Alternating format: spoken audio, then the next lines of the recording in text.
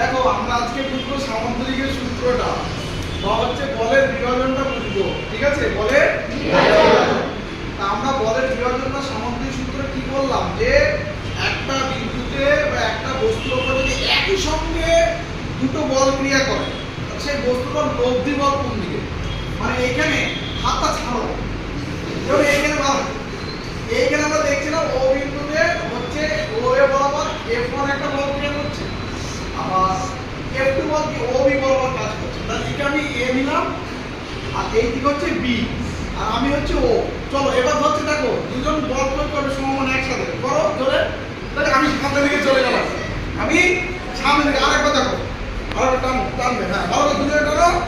দেখ আমি এই দিকে যাচ্ছি, হ্যাঁ না ও তো ওই দিকে টানছে, তাহলে আমার তো এই দিকে যাওয়ার কথা, ও তো এই দিকে টানছে, আমার তো এই দিকে যাওয়ার কথা, কিন্তু আরেকবার টানো, টানো ধরে। দেখেছো আমি এই দিকে যাচ্ছি, তার মানে কি হলো, দেখো এই দুটো বলের লব দিকে এই যে সামুদ্রিক ডায়াগোনাল বরাবর ও সি বরাবর কাজ করছে। তাহলে যে দিকে লব্ধি বলটা কাজ করবে সেই দিকে বস্তু গতিশীল। আর একটা দেখে নাও, তাহলে ও বিন্দু আমি এইদিকে F1 এইদিকে F2, জোরে টানো।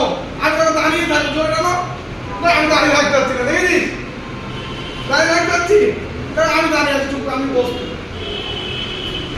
দেখেছিস তো তোমরা এটা করতে পারছো স্যারের সঙ্গে, হ্যাঁ আমাকে টানছি, বুঝতে পারলে? আশা করি লব্ধি বল বুঝেছো, বুঝেছো?